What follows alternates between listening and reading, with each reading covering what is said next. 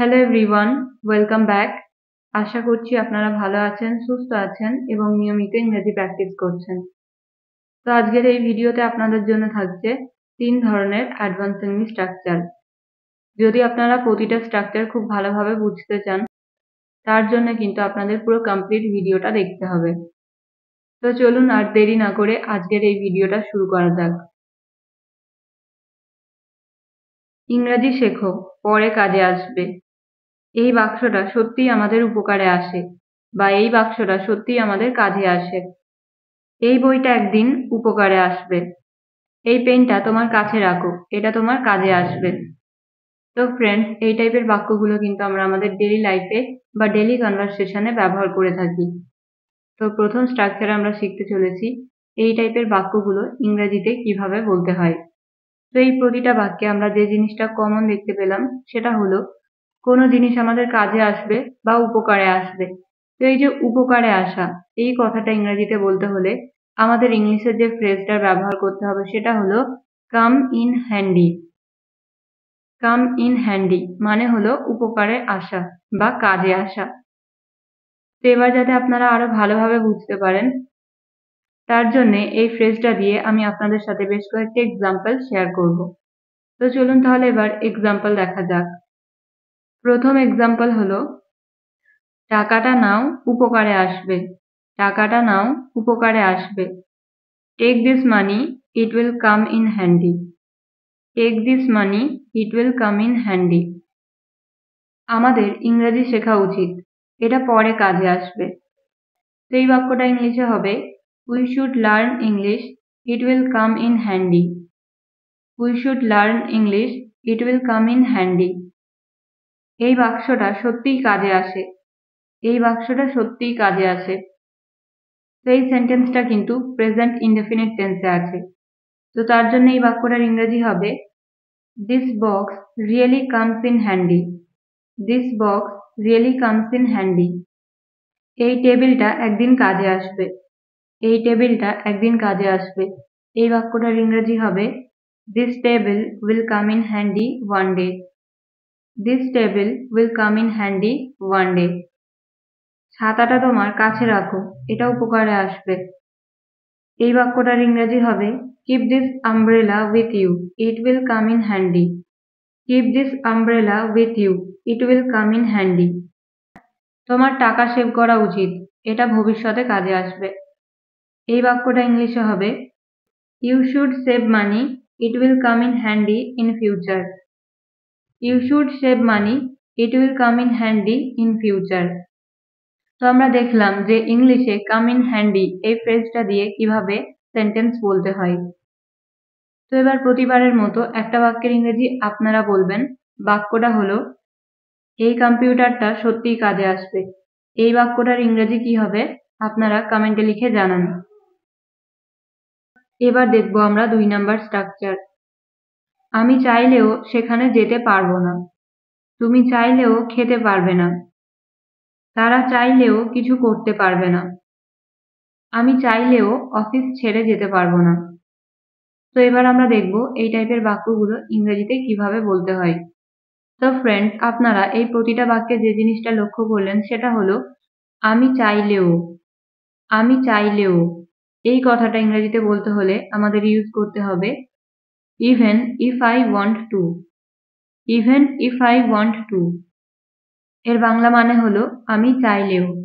তো এই টাইপের বাক্যগুলো ইংরেজিতে বলতে হলে সেন্টেন্স স্ট্রাকচার হবে ফার্স্টে আমাদের বলতে হবে কমপ্লিট সেন্টেন্স এবং শেষে বলতে হবে even if I want to. তো আপনারা স্ট্রাকচার দেখলেন। এবার যাতে আপনারা আরো ভালোভাবে বুঝতে পারেন তার জন্য কয়েকটি এক্সাম্পল দেখা যাক। আমি চাইলেও সেখানে যেতে পারবো না। আমি চাইলেও সেখানে যেতে পারবো না। এই বাক্যটার ইংরেজি হবে I cannot go there even if I want to. I cannot go there even if I want to. তুমি চাইলেও খেতে পারবে না। তুমি চাইলেও খেতে পারবে না। You cannot eat even if you want to. You cannot eat even if you want to. মানে তুমি চাইলেও খেতে পারবে না। আমি চাইলেও ঘুমাতে পারবো না। আমি চাইলেও ঘুমাতে পারবো না। I cannot sleep even if I want to. I cannot sleep even if I want to. তারা চাইলেও কিছু করতে পারবে না। তারা চাইলেও কিছু করতে পারবে না। They cannot do anything even if they want to. They cannot do anything even if they want to. পরের এক্সাম্পল, আমি চাইলেও স্কুল ছাড়তে পারবো না। I cannot leave the school even if I want to.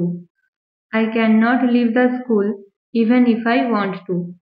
তুমি চাইলেও আসতে পারবে না। তুমি চাইলেও আসতে পারবে না। এই বাক্যটা ইংলিশে হবে You cannot come even if you want to. You cannot come even if you want to. তো ফ্রেন্ডস, এই স্ট্রাকচারটা দিয়ে অলরেডি আমরা 6টা এক্সাম্পল দেখে নিলাম। তো আই হোপ এই স্ট্রাকচারটা আপনারা খুব ভালোভাবে বুঝেছেন। এবার এই স্ট্রাকচারটা থেকে আপনাদের প্র্যাকটিসের জন্য যে সেন্টেন্সটা আমি বলবো, এই বাক্যটার ইংরেজিও আশা করছি আপনারা সবাই বলতে পারবেন। তো চলুন সেন্টেন্সটা দেখা যাক। আমি চাইলেও বলতে পারবো না। আমি চাইলেও বলতে পারবো না। এই বাক্যটার ইংরেজি কিন্তু আপনাদের বলতে হবে। তো আপনারা প্রতিবারের মতো কমেন্টে লিখে জানান যে এই বাক্যটার ইংরেজি কি হবে। তো আমরা 2 নাম্বার স্ট্রাকচারও দেখে নিলাম। এবার দেখবো আমরা 3 নাম্বার স্ট্রাকচার।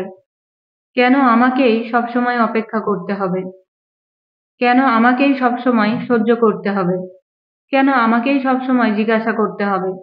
কেন আমাকেই সবসময় বাসন মাজতে হবে? এই টাইপের বাক্যগুলো কিন্তু আমরা সকলেই কম বেশি ব্যবহার করে থাকি। তো চলুন দেখা যাক যে এই বাক্যগুলো এবার থেকে আপনারা ইংরেজিতে কিভাবে বলবেন। তো এই প্রতিটা বাক্যে যে জিনিসটা সেম আমরা দেখতে পাচ্ছি সেটা হলো কেন আমাকেই সবসময়, মানে কোনো কাজ যেটা কিনা সবসময় আমাকেই করতে হয়। তো যখন কোনো বাক্যে এরকম বোঝাবে যে কেন আমাকেই সবসময়, কেন আমাকেই সবসময়, এই কথাটা ইংলিশে বলতে হলে আমাদের ইউজ করতে হবে why is it always me? Why is it always me? মানে কেন আমাকেই সবসময়।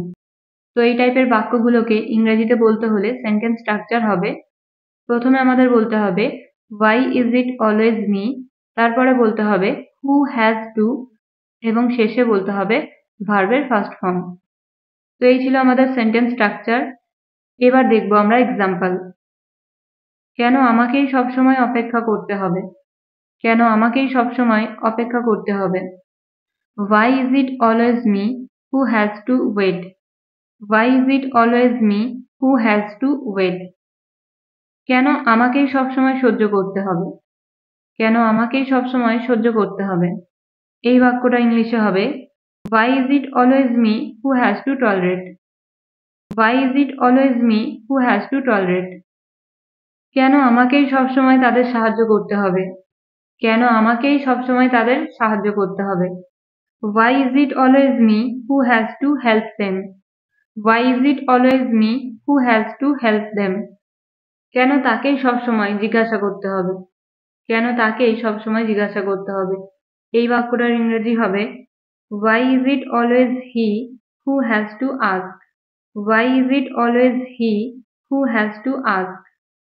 কেন তাকেই সবসময় বিল দিতে হবে? কেন তাকেই সবসময় বিল দিতে হবে? Why is it always he who has to pay the bill? Why is it always he who has to pay the bill? কেন তোমাকেই সবসময় বাসন ধুতে হবে? কেন তোমাকেই সবসময় বাসন ধুতে হবে? তো এই বাক্যটা ইংলিশে হবে Why is it always you who has to do the dishes?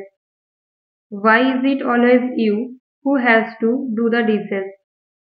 তো ফ্রেন্ডস, আশা করছি আপনারা এবার থেকে এই বাক্যগুলো ইংরেজিতে খুব সহজেই বলতে পারবেন। তো তার জন্য আপনাদের কিন্তু স্ট্রাকচারটা মনে রাখতে হবে। তো এই প্রতিটা স্ট্রাকচার যদি আমাদের মনে থাকে তাহলে কিন্তু আমাদের এই টাইপের বাক্যগুলো ইংরেজিতে বলা অনেক সহজ হয়ে যাবে। তো এবার এই স্ট্রাকচারটা থেকে একটা বাক্যের ইংরেজি আপনারা বলবেন। বাক্যটা হলো কেন আমাকেই সবসময় বাগানে জল দিতে হবে? কেন আমাকেই সবসময় বাগানে জল দিতে হবে? এই বাক্যটা ইংলিশে আপনারা কিভাবে বলবেন কমেন্টে লিখে জানান। তো এই ছিল আমাদের আজকে 3 ধরনের সেন্টেন্স স্ট্রাকচার। আই হোপ আজকের ভিডিওটা আপনাদের ভালো লেগেছে এবং এই ভিডিওটা থেকে আপনারা নতুন কিছু শিখেছেন। তো যদি আজকের ভিডিওটা আপনাদের সত্যিই ইউজফুল মনে হয় তাহলে অবশ্যই ভিডিওটা একটা লাইক করবেন এবং পারলে বন্ধুদের সাথে শেয়ার করবেন। So that's it for the video. See you in the next video. Till then, stay happy and keep learning.